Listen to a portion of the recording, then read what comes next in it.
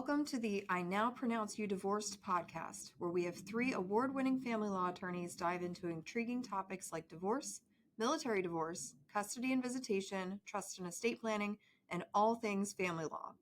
Join us as we provide a comprehensive viewpoint through the eyes of our experts and guests, aiming to educate and soothe our listeners. Get ready to tune in because I Now Pronounce You Divorced starts right now. How do you deal with somebody, Rebecca, that doesn't want to know, who doesn't want to communicate, who tells you, look, I don't want your emails, I don't want your status letters because I don't want to pay for them? Yeah, so we've had that happen a couple of times, and usually it's not going to be a client that we can really work with, unfortunately. And because we've seen it just come back to bite us every time. So we've had clients that have said, I don't want you to reach out to me. I don't want to get anything. I don't want letters. I don't want emails. I don't want anything unless I ask you a question. Like, I'll reach out to you when I have a question, and then that's when I want to have a response. The most recent example of a client who did that to us, and we said, okay, great, we'll do our best to work with you. 2 months later, she fired us. She hired another attorney. She filed a bar complaint. She, demanded a refund. Like, it was just a whole situation that it didn't need to be. And so I think if we have a client that comes in and says, I want to operate completely differently than everything that you all do as an organization, we have to just be upfront and say, look, this is not a relationship that's going to work out with us long term. We're very upfront in our whole intake process about this is how we operate. We're proactive. We're actively reaching out to you. We have a full-time client concierge who's also going to touch base with you and make sure everything's going okay.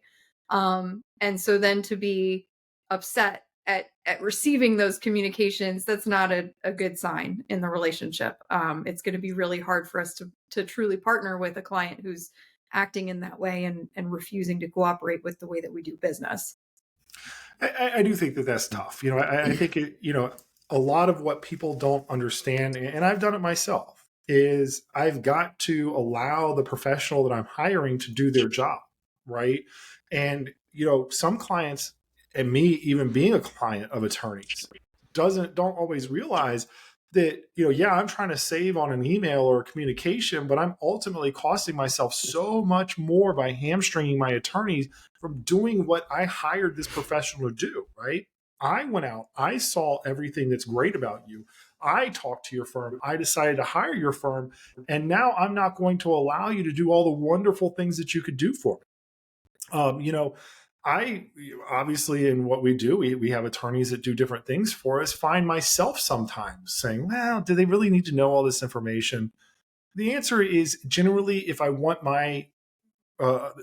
this professional to be able to help me, they do, right? If I go to the doctor and I told the doctor, look, I've been coughing, but didn't tell the doctor every other symptom I've had, I'm going to get cough drops. I'm not going to get properly diagnosed. And so I do think it raises such an important thing to say, I understand you don't want to share information, but let me tell you why it's important to share information. And in those cases, I think it's very important to take a time out, have a phone call, and say, look, this is it, getting back to what Dan was talking about. This is the why I need this information from you. Please understand this is what I want. This is what I want for you. If you want me to achieve your goals, this is what I want. One of the things with communication is it's very simple when the communication that we're giving is, hey, this is how our organization works. This is how your case is going to proceed.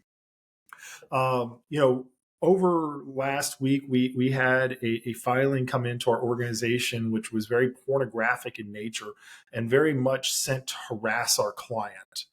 So, we have to communicate that with the client, right? Our client gets that information as soon as we do. So, Dan, how do you handle having to communicate with a client on something that is that, I want to say the word obnoxious because we know it's obnoxious, but how do you communicate with the client, letting them know, like, this is what this is sensitive material. Yes, this is pornographic in nature, but this is what we have to do.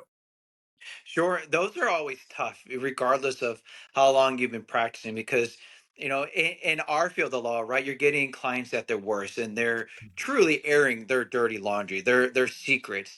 And when you have information that you come across, whether it's just meeting with the client, and that's a whole separate conversation, right? But when you're in receipt of information that you just identified, that's just so personal in nature and so sensitive, the very first thing you want to do is take a step back as a practitioner, right?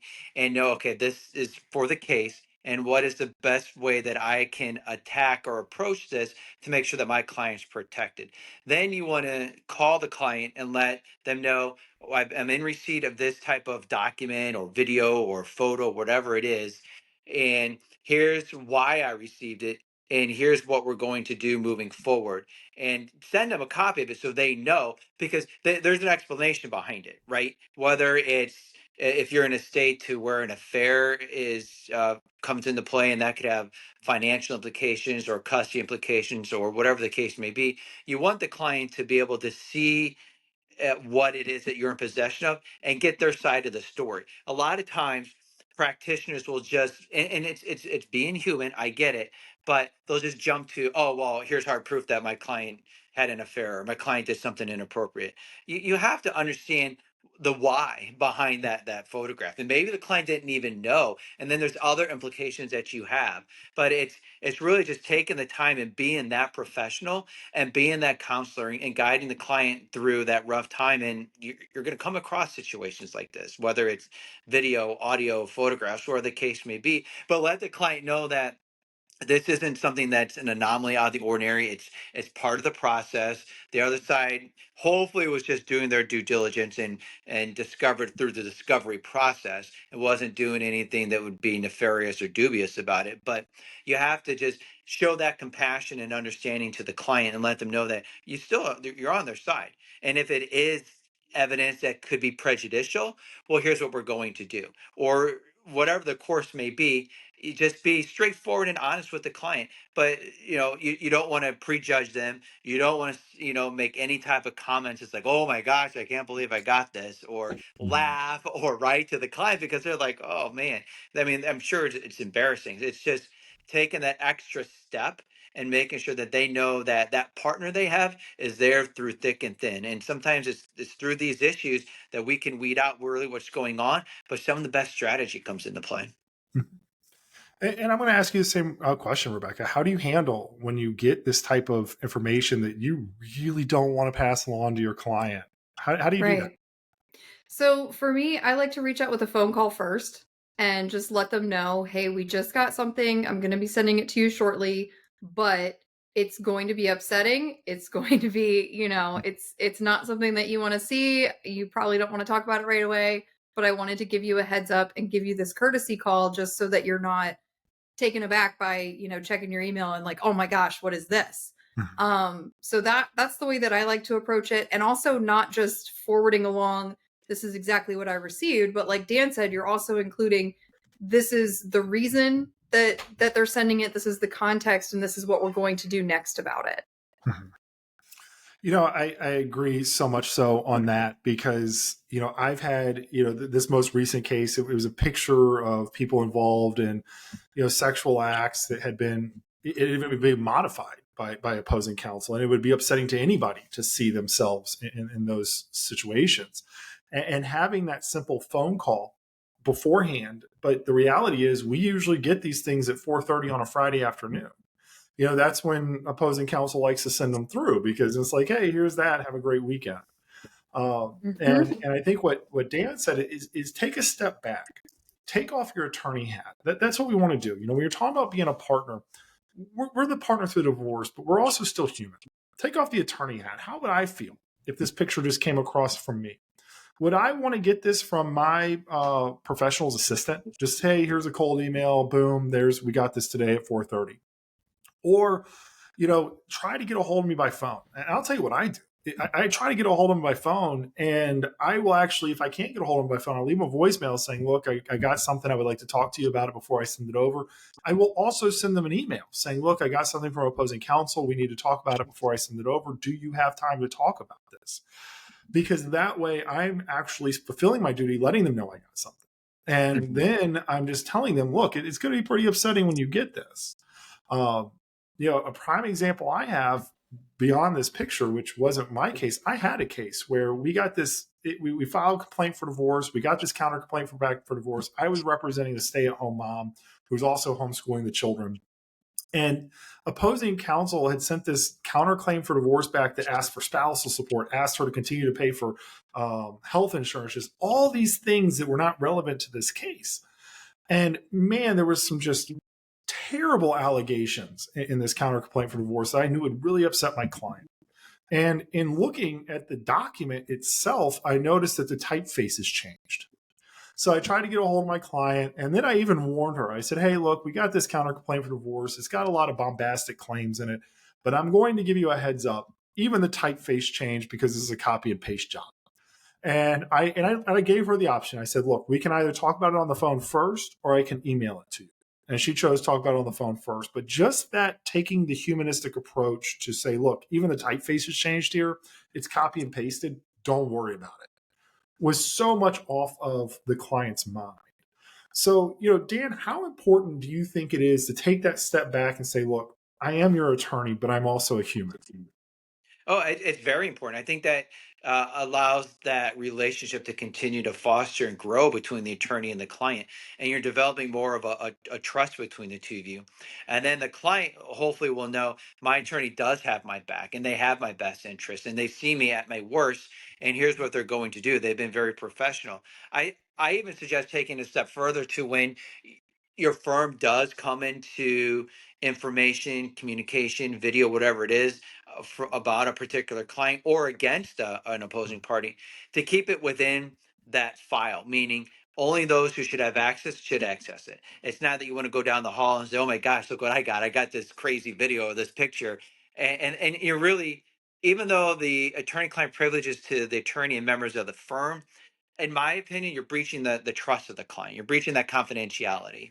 And so you need to stay professional. And professional just isn't having that talk with the client. It's making sure that those who shouldn't have access to it don't even know about it, because it doesn't help the client out. Now, if you need assistance with something, of course, by all means. But if it's not going to substantially advance the case of the client, then there's no reason to share that information. And then also at the same time, if you have an assistant or a paralegal that's helping out on the case, give them a heads up too, because if it's that offensive, it may offend them, and you need to take into consideration how they're going to be receiving it and what their thoughts are going to be. Yeah, I've absolutely gotten material that was so offensive that I didn't share it with anybody except for my client. And I told the client, to your point, Dan, look, I'm putting this in a password protected file. Only I can see it. And, just that little bit of acknowledgement that this was embarrassing went a long way with that client. The client still talks to me as a friend, and because you just took that little bit of extra effort. Yeah. How do you handle it, Rebecca, when a client comes to you, and Dan brought this up shortly, that they have the bad information against the other side and they desperately want to use it? How do you communicate with the client about that? Sure. So, one thing that we have to be really cautious about is how the client obtained the materials that they have. And there are some attorneys out there who've been sanctioned because basically the client went out and got something through means that they shouldn't have. And then the attorney used it as part of their case. And so we do have to be very cautious when we see something that looks like it should be private, confidential. There's some sort of expectation of privacy in that thing, whatever it might be. We want to find out, what is the source for this material? Where is it coming from? And if it was obtained through some sort of illicit means, we need to get rid of it, and we need to not include it in any of our preparation or any of the information from it in any of our materials, because otherwise we can be sanctioned as professionals. So that's one thing to be extremely cautious about, is finding out from the client, where did you get it? How did you get access to this? If they are doing something illicit or something they're not supposed to be doing, we need to advise them to stop. And we need to usually tell them that in writing. If you're accessing your spouse's email, if you're, doing something like that, surveilling them in some way that you shouldn't be doing, then we also need to advise them that they need to stop that activity, because they could be penalized even criminally for that. And then we do whatever we need to do with it from there. So if they have it through means that we're allowed to have the material, then we have to decide if and when and how it can be used as part of our case. And if it's something that's really sensitive, then if it does need to be filed with the court, we probably need to file it what's called under seal, which means it's not going to be publicly accessible. You can't just walk into the courthouse and get a copy of whatever that protected thing is. But then do we even necessarily need to file this with the court? Or is this something that we can just kind of let the other side know, hey, we have this? If we really want to go down this road, we can produce this at trial, or maybe we want to revisit settlement conversations or something like that. Right. You can certainly use something as a bargaining chip without necessarily putting it in the court's file or sending it back and forth all over emails or anything like that. So really it just depends on the source, what it is, and then whether and how you end up needing to use it. Yeah, it is. And I think that the toughest communication is to have, look, you have this evidence that might be the nail in the coffin that we need, but we can't use it. And, going to Dan's point, explaining why, taking the effort to explain why, man, you realize if I turn this into a court, the other side's going to have a federal lawsuit against you for, doing things over the internet and things like that. We don't want that. So I think that is very important. Dan, how do you handle the communication, or what do you consider to be good practice for when you're having communications with an opposing counsel about the case? And this gets a little bit, what is your stance on sharing those communications, and how much will you share with the client if opposing counsel gets too far off track? You can break that down to a couple ways. One, with the client, I'm always transparent, Mhm. regardless of what the opposing party has to say or what they think they have. But then when I'm talking to the opposing party, I always want to have communication with the client first and let them know I'm going to talk to the attorney on the other side. I'm going to try to facilitate settlement and get a range on what the client is comfortable with, and just kind of, again, going back to a checklist as far as what makes the most sense, and making sure that the client understands, okay, here are the things that are going to be talked about. I'm okay with that. I'm cool with it, but I don't want you to exceed this. Or, I don't discuss something that's very personal, if it's involving a medical condition, or, if there's something going on as far as like a sale of a property that has nothing to do with the case itself. So you want to try to stay within the parameters, right? But as long as the client knows in advance, one, you're having those discussions, two, what those substantive discussions are going to be and why you're going to have it, then I'm a little bit more open with the opposing party, because at the end of the day, if we can facilitate settlement, then that's fine. I will never disclose anything that the other side may not be able to get through discovery. I'm not going to do the job for the other attorney. But if it's something that I know just in my experience as a practitioner that, okay, they're going to get that either, because some courts have standardized discovery requests, right? And so we know what documents are going to be requested, or some have where you have to produce documents in advance anyway. And so we know we're going to have to produce like financials. So it doesn't make any sense to kind of hide the ball on that. But absent that, I want to move the case forward, but I'm not going to do the job of the other side, because I'm representing my client. But at the same time, I want to be able to get an idea of what the other side is thinking too. And I'll let the client know. I may toe that line a little bit, but that's because I want to know what the other side's response may be, or I want to know what their thoughts are, because then you and I can go back and discuss, and we can craft and draft what we think is a fair settlement, but hopefully somewhat advantageous to you. But at the end of the day, if we can settle, I always think that's the best option. Yeah, I'll ask you this question, Rebecca, because I've seen some of the emails that you've received. How do you handle when you get those nasty grams from opposing counsel that your client is the worst person to ever walk on the face of the earth? You're Right. going to send that to the client, right? But how do you communicate with them exactly what's going on? Right. So it's again just not doing the blind forwarding, not just like boom, here's this, here's this, here's this. Because the client is probably thinking, well, we need to respond to, each and every one of these bullet points. And it may be a communication that has absolutely no merit, no reason to respond whatsoever. So sometimes we get letters where the other side is basically just posturing Mhm. and going through the facts as they see them. And, your client is so terrible and they're a bad mom and they're a drunk and they're this and they're that, and just like wild all over the place type of things, because I don't know, they want to just show that this is what their position is, or this is how they're arguing court, or whatever the purpose may be. And so letting the client know, this doesn't have any merit. This is clearly unsubstantiated. This isn't a courtroom. They're basically just putting their argument down on paper, and it doesn't really bear any meaning for us at this point. And so we can respond to the extent that a response is warranted. Otherwise, we just kind of leave this as it is. And we just let the client know that this doesn't carry any weight. This doesn't have any sort of merit to it. This is purely just an exercise by the other side trying to fish for something. Maybe they're just trying to get us to respond and make some sort of statement they can use against us, but we're not going to play into that. Right. And so letting the client know, like, this is what it is. This is what we're going to do about it, if anything, maybe nothing. And then that's it. This is just purely for your records, nothing else. And it's hard for someone to not be offended when you read something about yourself that said, oh, you drive the kids drunk and you do this and you do that.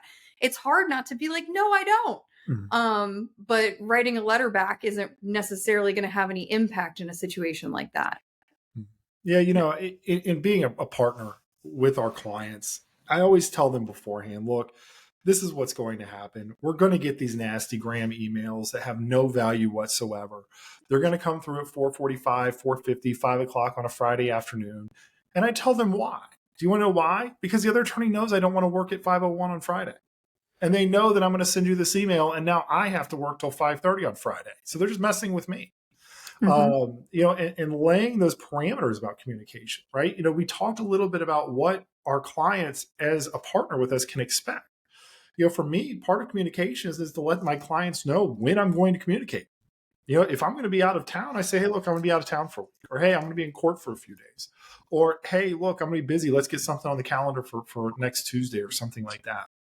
If you or somebody is going through divorce, and you're really looking to understand what's going on, you're looking for a partner in this divorce process, you're looking for somebody that's going to communicate with you about every step of the process and what you need to know, give us a call and see the difference that a true partner in your case can make for you.